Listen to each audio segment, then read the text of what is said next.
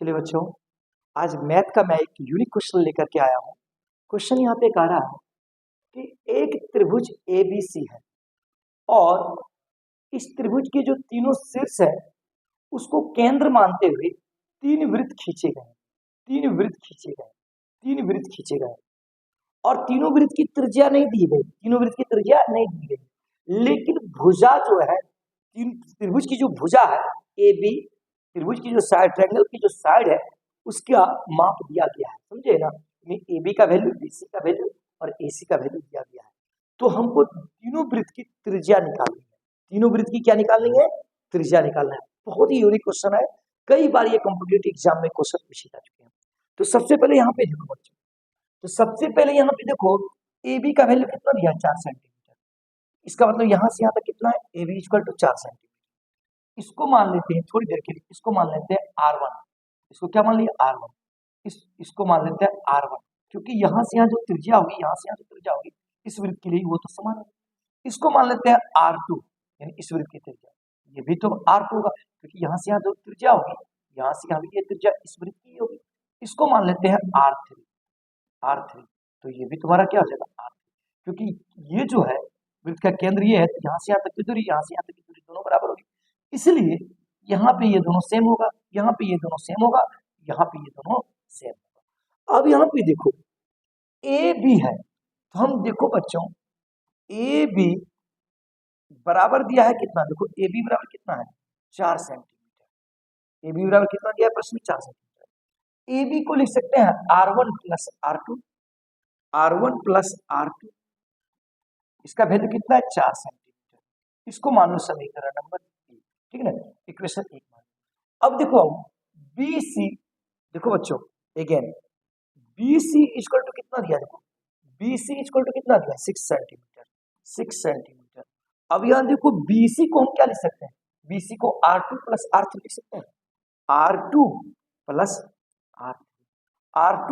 R3, इसका value कितना है, 6 सेंटीमीटर।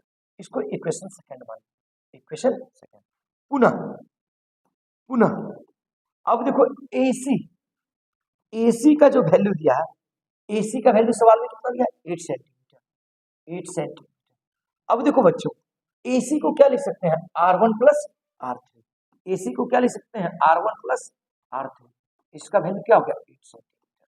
इसको इक्वेशन थर्ड मान, इसको इक्वेशन क्या मान लिया, थर्ड।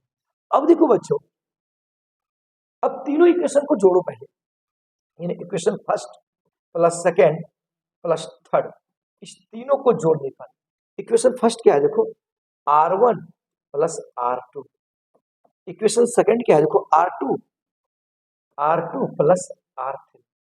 अब देखो इक्वेशन थर्ड क्या है, R1 प्लस R3। अब देखो इक्वेशन थर्ड क्या है, R1 प्लस R3।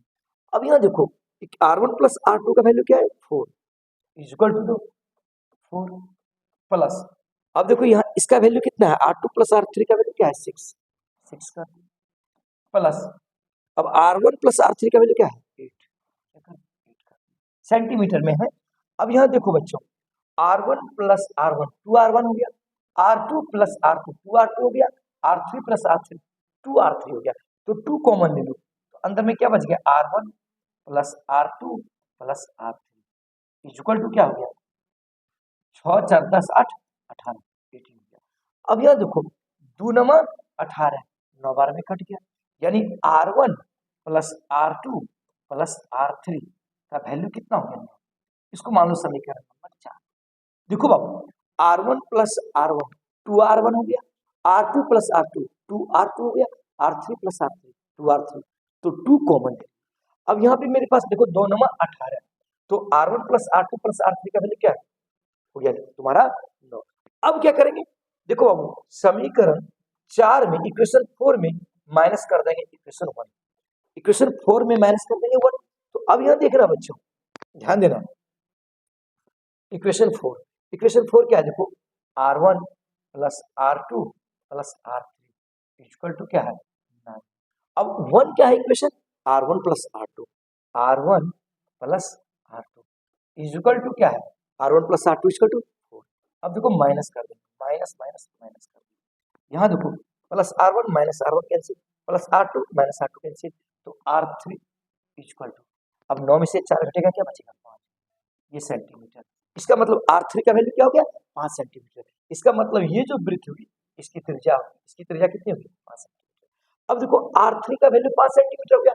अब इसको किसमें पुट कर दो, समीकरण 2 में पुट कर दो। अब फ्रॉम इक्वेशन सेकंड, अब देखो समीकरण 2 से, समीकरण 2 से, तो समीकरण 2 तुम्हारा क्या है, देखो R2 plus R3, R2 plus R3, इसका वैल्यू कितना है, R2 प्लस R3 का वैल्यू क्या है 6 का। अब यहाँ देखो बच्चों, क्योंकि समझा रहे हैं इसलिए थोड़ा सा लेंदी जा रहे हैं। अब R3 का वैल्यू क्या है 5, तो R2 प्लस 5, R3 का वैल्यू 5 है, इक्वल टू 6। तो यहाँ पे देखो R2 equal to 6 minus 5, 6 minus 5 क्या हुआ, यानी R2 का वैल्यू हो गया 1 सेंटीमीटर। समझे ना, इसका मतलब R2, इसकी जो रेडियस हो गई, इसकी जो इस वृत्त की त्रिज्या हो गई वो हो गया 1 सेंटीमीटर। अब देखो R1 और R2 का भी मान निकलेगा, सॉरी R2 और R3 का मान निकल गया। अब किसका मान निकलना है हमको, R1 का। तो देखो R1 कहाँ है, समीकरण 3 में R1 और R3 है। समीकरण 3 से चलो, समीकरण 3 से इक्वेशन 3, समीकरण 3 से क्या है, देखो R1 plus R3 equal to 8 centimetre. तो यहाँ पे देखो R1 प्लस R3 का वैल्यू क्या है 5 इक्वल टू क्या हो गया 8। अब यहाँ देखा जाए बच्चा, यानी R1 equal to 8 minus 5, plus है तो माइनस 5, तो R1 इक्वल टू क्या,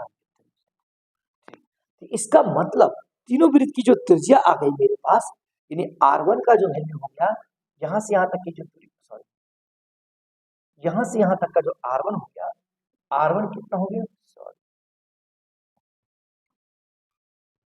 देखो R1 जो हो गया वो कितना हो गया 3 सेंटीमीटर, R2 जो हो गया, R2 कितना हो गया देखो 1 सेंटीमीटर, और R3 जो तुम्हारा हो गया, R3 क्या है, R3 क्या है तुम्हारा 5 सेंटीमीटर। यही तुम्हारी त्रिज्या हो गई, यही तुम्हारी तीनों वृत्त क्या हो गई, त्रिज्या हो गई।